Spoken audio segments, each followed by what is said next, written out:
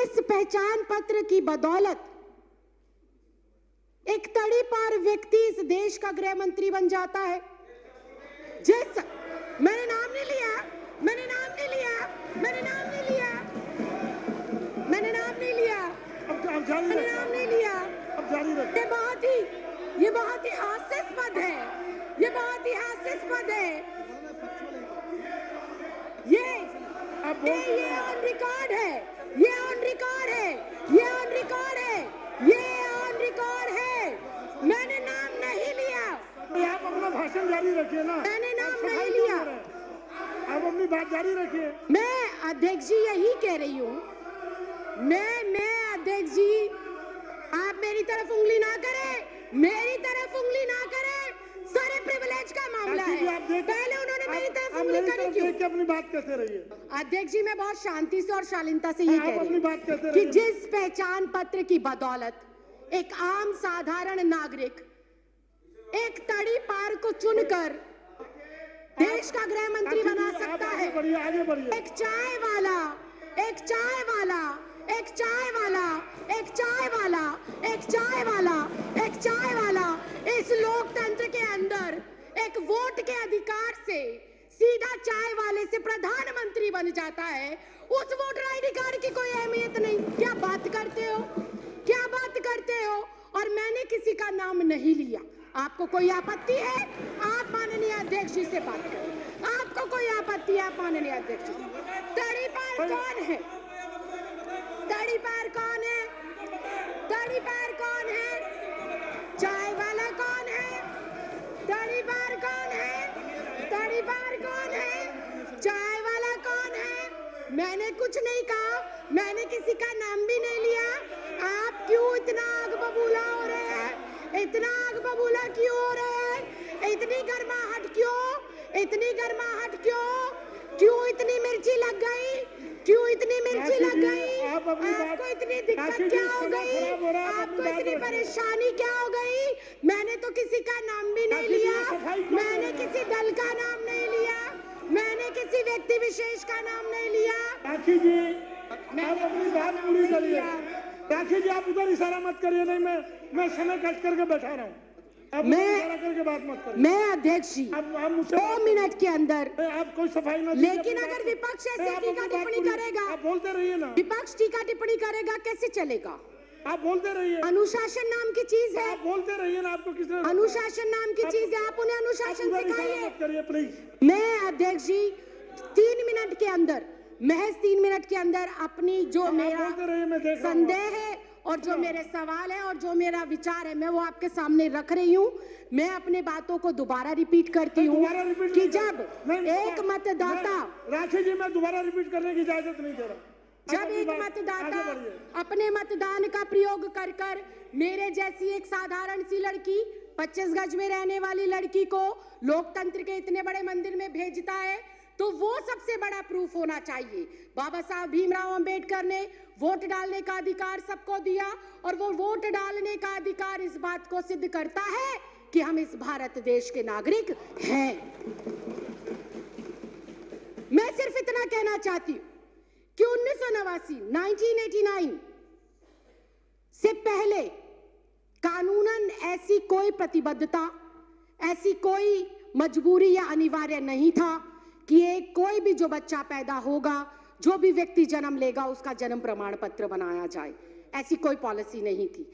जब ऐसी पॉलिसी पहले नहीं थी तो मुझे समझ नहीं आता एनपीआर, एनआरसी और सीए के लिए माँ बाप का जन्म प्रमाण पत्र हो अनिवार्य, ये किस बिहाफ पर लिखा गया, ये बिल्कुल समझ के परे।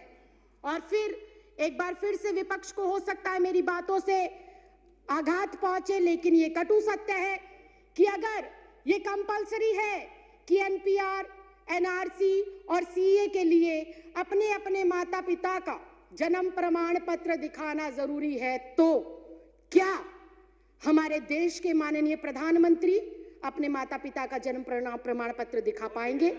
क्या हमारे देश के माननीय गृह मंत्री अपने माँ बाप का जन्म प्रमाण पत्र दिखा पाएंगे? क्या हमारे इस देश के रक्षा मंत्री हमारे जो है इस जो ये एनसीआर, एनपीआर और सीए है, इसके माध्यम से अपने माँ बाप का जन्म प्रमाण पत्र दिखा पाएंगे? क्या इस देश के माननीय राष्ट्रपति अपने माँ बाप का जन्म प्रमाण पत्र दिखा पाएंगे? क्या आरएसएस प्रमुख मोहन भागवत अपने माँ बाप का प्रमाण पत्र दिखा पाएंगे? क्या श्री एल.के. आडवाणी जी अपने माँ बाप का प्रमाण पत्र दिखा पाएंगे? या माननीय अध्यक्ष महोदय आप स्वयं अपने माँ बाप का प्रमाण पत्र दिखा पाएंगे? अगर ये संभव नहीं है, अगर ये संभव नहीं है, अगर ये संभव नहीं है, अगर ये संभव नहीं है, अगर ये संभव नहीं है, राखी जी, अगर ये संभव नहीं है तो मैं माननीय अध्यक्ष महोदय सिर्फ इतना कहना चाहती हूं कि जब बीजेपी का शीर्ष नेतृत्व, केंद्र में बैठे मंत्रिमंडल, प्रधानमंत्री, गृह मंत्री अपने माँ बाप का बर्थ सर्टिफिकेट नहीं दिखा सकते तो क्या उन्हें, मैं कंक्लूड ही कर रही हूँ सर, क्या उन्हें डिटेंशन सेंटर भेजा जाएगा? अगर वो लोग डिटेंशन सेंटर नहीं जाएंगे तो इस देश का आम गरीब मजलूब परिवार का सदस्य क्यों डिटेंशन सेंटर जाएगा? ये सवाल आज इस लोकतंत्र के मंदिर में मैं आपके माध्यम से केंद्र सरकार से पूछना चाहती हूँ। अध्यक्ष जी, मुझे 2 मिनट दे दीजिए, मैं अपनी बात को खत्म कर रही हूँ।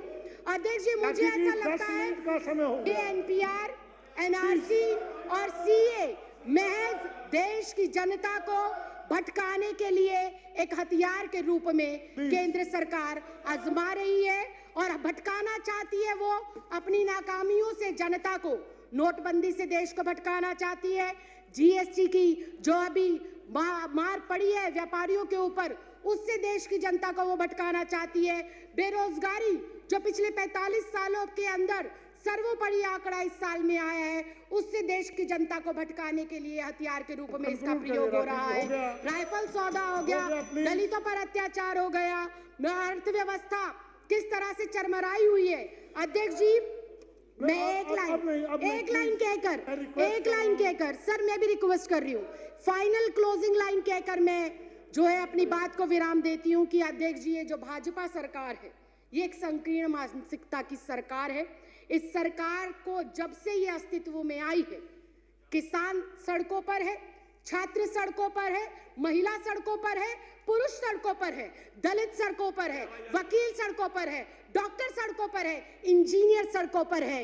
ये सरकार नहीं, संविधान विरोधी लोग हैं और एनपीआर, सीए और एनआरसी को लाकर ये वोट के अधिकार को खत्म करना चाहते हैं और अपना एकाधिकार स्थापित कर कर लोगों को उनके अधिकारों से वंचित रखना चाहते हैं। माननीय अध्यक्ष, मैं आपके माध्यम से ये कहना चाहती हूँ, माननीय मंत्री श्री गोपाल राय जी ने जो अपना प्रस्ताव रखा है, इस सदन के सदस्य होने के नाते, इस देश की नागरिक होने के नाते, मैं आज यहाँ से आपसे विनम्र प्रार्थना करती हूँ कि मैं इस प्रस्ताव का समर्थन करती हूँ और दिल्ली में इसको कतई भी किसी भी सूरत में लागू नहीं करना चाहिए। आपने मुझे बोलने का मौका दिया, इसके लिए बहुत बहुत धन्यवाद, बहुत बहुत आभार। जय हिंद, जय भारत।